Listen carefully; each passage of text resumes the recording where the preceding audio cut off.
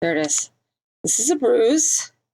I get these little finger bruises on my arms and my thighs a lot.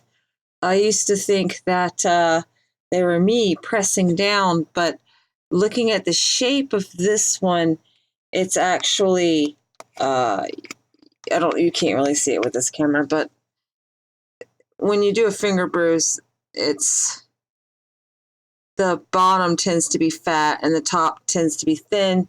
And so this was actually this way on me, which is to the outside. So it was not me grabbing myself. And it's just recent. And I haven't had one this dark in a while. I was actually treated a lot better at Fort Polk, but around here in the Fort Campbell district, shall we say, you tend to not get treated well. They're pretty, stories I could tell you, and I got to tell you the story of that handler. I really do. But anyway, so I had this dream a couple of nights ago, and I went to the forest, and there were these trees. And at the bottom of the trees, the boughs were hollowed out into these little homes, and they were for gnomes. And inside the trees, there were some people, and a lot of it's sketchy now. But I remember I looked into the quote unquote hollowed out parts of the trees that were the homes, and inside were these ceramic and plastic figurines set up in kind of dioramas. And I noticed that some of them were Smurfs that were painted flesh colored like little people. And there was a rather, how men tend to get a little rotund in when they start hitting middle age. Redhead with a beard gentleman that was there, and there was a couple others, but I don't remember them very well. And I remember telling him, "Hey, these aren't gnomes; these are Smurfs." But I remember reflecting as I was looking, and I've lost it. And so I think it was a distraction because they tell you you're special and then put you back to bed so that you're like, oh, I was special. So he started telling me, what are you? Because you're neither an abductee, neither are you a Milab, and you react to things different. And I can't remember exactly how he put it, but I remember standing there watching this guy tell me this. And I was thinking to myself, what the fuck is he talking about? I am just like everyone else. As he prattled on about how I was somehow in between the world of abduction and Milab and somehow different so that I wasn't exactly human or some stupid shit. When I was looking at the gnomes, it was like, I'm trying to hold on this thing. It was like, I remember all the years growing up that I had to do that. There was gnome stuff and everything, and that I think remembering the other times and going, this is different. And when I was a kid, and I would quote unquote visit the gnomes or whatever, they were moving gnomes. So here I am back at the gnome scenario, except now they're little toys that are put under the tree that I'm supposed to be looking at their life. The other gnome incidents that happened to me growing up were actually a lot more interesting, I think, than looking at some Smurfs that were painted to look like gnomes. Oh, well, not all were Smurfs. There was a couple of actual gnome figurines, and they were ceramic. And there was like a table and a couch and a bed that they were arranged around under these trees. But in one gnome scenario, and I was probably about 14 or 15, I got turned into a gnome and went to live with the gnomes for a while. And I really, really loved that. And I did not want to come home. I can remember when it was like, oh, it's time for you to go home. And I was like, I don't want to. I really love it here. And there was another time when I was still turned into a gnome that I witnessed a pair of demons fighting. And one was red and one was blue. And I didn't know anything about politics back then.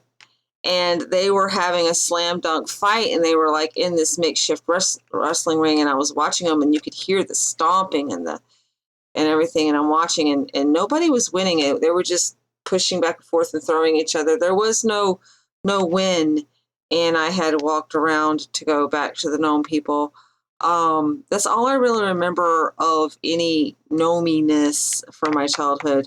I can tell you this though, I was really, really, really fond of the cartoon David the Gnome. And I even used to have the original book that got ruined for a while.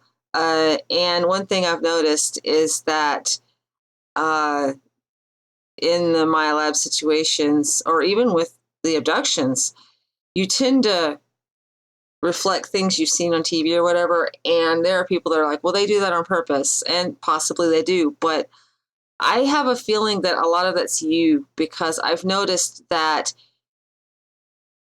I guess because you're the one being put under hypnosis and they're telling you, oh, well, you're looking at the tower, the Eiffel Tower, but they cannot control what your personal perception of the Eiffel Tower is completely. So there's going to be a lot of this that your subconscious is going to choose. And so I have a feeling that I chose gnomes because I really, really, really, really love David the Gnome. As a matter of fact, I still love gnomes. I have a growing gnome yard collection, which every time I end up picking another gnome for the yard or whatever, I kind of laugh to myself because I never thought I would be the domesticated kind of person that would have lawn gnomes. Of course, my lawn gnomes are different. I will only choose lawn gnomes that I can tell are from the David the Gnome universe. They have a look to them. And also there's some lawn gnomes that I'm just coveting. Like there's a Wonder Woman lawn gnome I want. And there's this other lawn gnome, and it's a bunch of red shirts getting trampled by Godzilla. I really want that lawn gnome ornament. Yeah, so, but anyway, my point is I had this thing happen to the, and it had people in it. And then this bruise appears like directly afterwards, like the very next day after the gnome dream.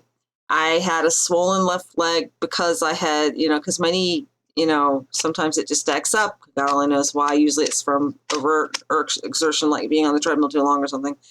And I was really tired, couldn't wake up to save my life. And when I was having this gnome experience, I think is more proper. I remember coming out of it and waking up in the bed. And it was a nap, mind you, a nap that I couldn't avoid. Like, even though I had slept good, I was just overwhelmed with the need to go to bed. And I thought, oh, I'm coming down with a migraine, but it wasn't that at all. And I remember I was coming out of it and I was going, oh, I got to get up. I got to get stuff done. I've got to do this. I've got to do that. Clean house, do dishes, work, because, I work at home. And I actually was told, no, you were going to sleep all day. That is exactly what I was told word for word, and I obeyed. I slept all day. I didn't get up until my husband came home from work. And then the next day I was just exhausted. And then when I finally started coming to get back into the swing of things 2 days later, I noticed the bruise. And by then it was already starting to, it was a lot darker than what I showed you yesterday. It was purple, but for me, bruises fade rather quickly. So there's this event. I have recorded it. And now that you have seen my mess, tomorrow, because it's really late right now, tomorrow I'm probably going to get my desk back in order because that's embarrassing.